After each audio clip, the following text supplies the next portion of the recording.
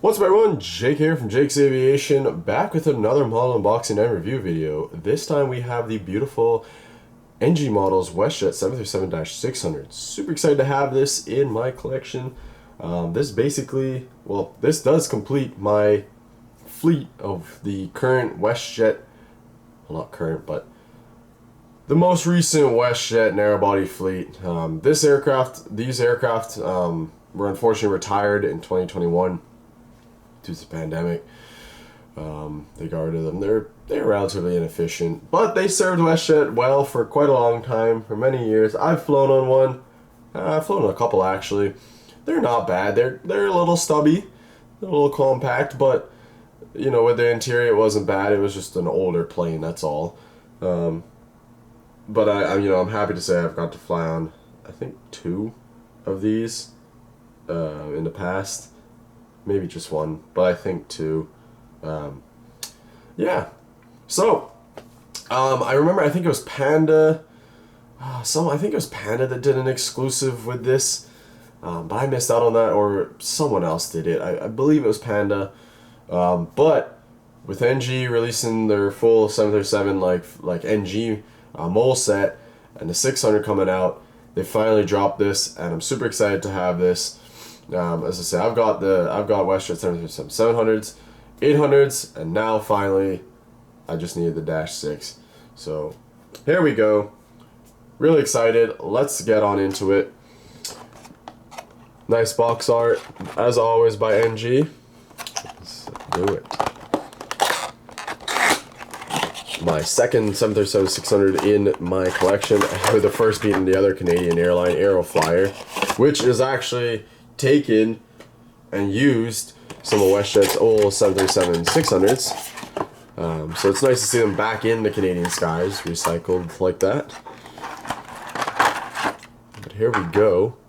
I've just noticed the packaging is actually a little bit different than what it used to be. It's really nice. It's more solid, and a little bit different how they've done these molds, like the, I guess what you call them, like package crates or whatever. But yeah, anyway, here we go. Wow, oh, this is beautiful for such a small like little 737. The detail is great, just right off the bat.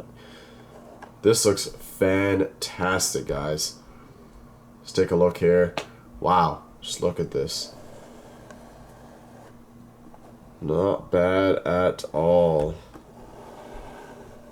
Wow. Okay. Alright, let's take a look at the detail now. So, zooming in here. Nose shape and everything looking really good. Cockpit windows. The 600s had that little sort of black paint there to prevent the reflections. To help the reflectivity off the surface there for the pilots. 609 there on the gear door is the fleet number, I guess the tail number.